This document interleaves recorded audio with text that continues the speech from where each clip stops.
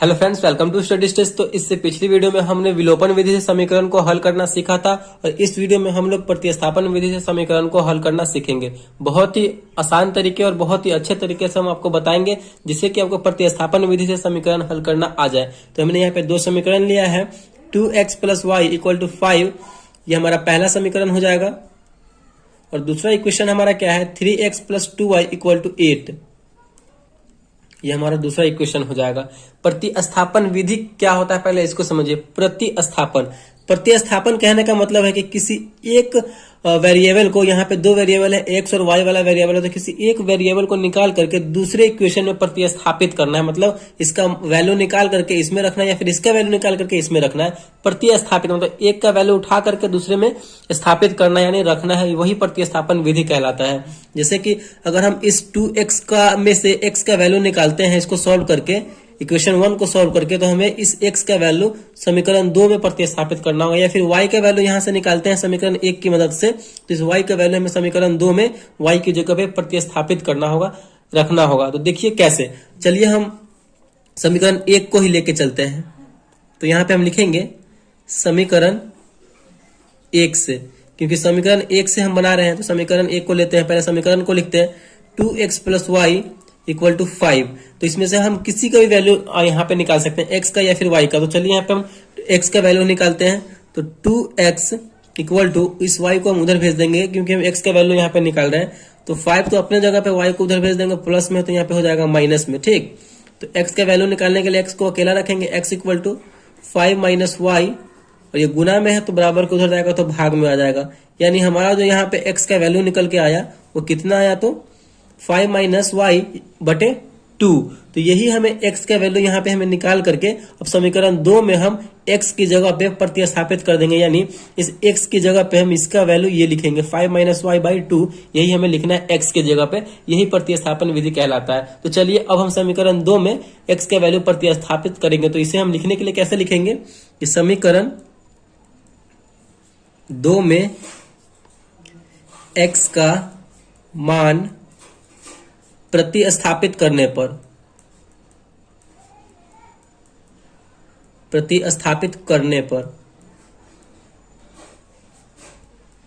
मतलब विधिवत तरीके से हम यहाँ पे बना रहे हैं। चलिए समीकरण 2 हमारा क्या है, तो समीकरण 2 हमारा है 3x + 2y = 8 है। तो यही x का वैल्यू ना हमें प्रतिस्थापित करना समीकरण 2 में। हमारा समीकरण 2 हो गया। तो 3x की जगह पे हम ये लिखेंगे 5 - y/2, और उसके आगे क्या है, प्लस 2y = 8। इसे आप सॉल्व कर देंगे तो हमारा यहाँ से y का वैल्यू पता चल जाएगा। देखिए कैसे, इस 3 में पूरे इसमें गुना हो जाएगा, तो ऊपर में गुना हो जाएगा, 5 - y में 3 से गुना हो जाएगा, तो 3 में 5 से करेंगे तो हो जाएगा 5 × 15, माइनस 3 में y से करेंगे तो 3y/2 है, तो 2 + 2y = 8।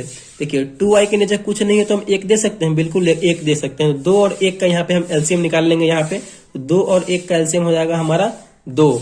ठीक, 2 और 1 का एलसीएम हो जाएगा 2, तो 2 से 2 यहाँ पे कैंसिल हो जाएगा। कितनी बार में, तो एक बार में।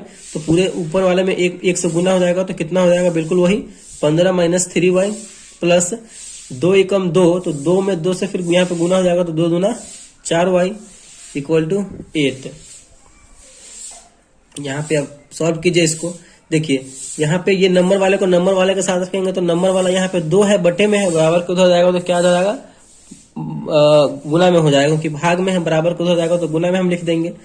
तो 15 माइनस, जैसे बिल्कुल वैसे लिखिए, 15 - 3y + 4y = 2 में 8 से करेंगे तो 8 दूना हो जाएगा हमारे यहाँ पे 16। अब देखिए नंबर वाले को नंबर वाले के साथ रखेंगे, तो XYZ कैटेगरी का है उसको उसके साथ रखेंगे। ठीक, तो 15y को हम उधर भेज देंगे नंबर वाले के साथ, तो -3y इधर है, प्लस 4y = 16 - 15, क्योंकि 15 प्लस में था, बराबर किधर जाएगा तो माइनस में हो जाएगा। ठीक, इसको सॉल्व कीजिए। यहाँ पे देखिए -3y + 4y, यानी यहाँ पे 4y में से 3y घटेगा तो क्या बचेगा, सिर्फ y बचेगा, और 16 में से 15 घटेगा तो 1 बचेगा। यानी फाइनली जो है हमारा यहाँ पे y का वैल्यू पता चल गया इस इक्वेशन को सॉल्व करके, y = 1। तो इसी y की वैल्यू की मदद से हम x का वैल्यू भी यहाँ पे पता कर सकते हैं। आप समीकरण 1, 2, 3, 4 किसी में भी रख देंगे तो आपका x का वैल्यू पता हो जाएगा। ठीक, चलिए समीकरण हम 1 में ही y का वैल्यू रखते हैं और पता करते हैं। तो यहाँ पे हम लिखेंगे समीकरण 1 में y का मान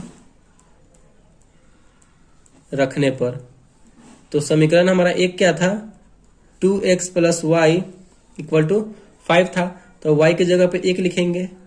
तो 2x + 1 = 5, तो 2x = क्या हो जाएगा 5, इस 1 को उधर भेज देंगे -1, तो यहाँ पे हो जाएगा हमारा 2x = क्या हो जाएगा, 5 में से 1 जाएगा तो बचेगा हमारा 4, तो x = क्या हो जाएगा, 2 इधर गुना में है, बराबर को हो जाएगा तो भाग में हो जाएगा, तो 4/2, यानी 4/2 कट जाएगा 2 बार में।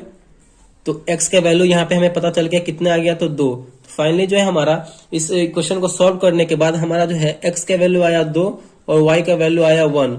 तो इसी तरीके से जो है हम प्रतिस्थापन विधि से कोई भी क्वेश्चन को सॉल्व करेंगे प्रतिस्थापन विधि से, तो बिल्कुल इसी तरीके से हमें सॉल्व करना है। तो आई होप आपको ये प्रतिस्थापन विधि से समीकरण को हल करना समझ में आ गया होगा। अगर आपके एग्जाम बोर्ड में पूछा जाए तो बिल्कुल इसी तरीके से आप प्रतिस्थापन विधि के समीकरण को बनाएंगे। अगर वीडियो आपको अच्छा लगा और पसंद आया तो प्लीज वीडियो को एक लाइक कीजिएगा, और चैनल पर नया है तो चैनल को सब्सक्राइब जरूर कीजिएगा। Thank you.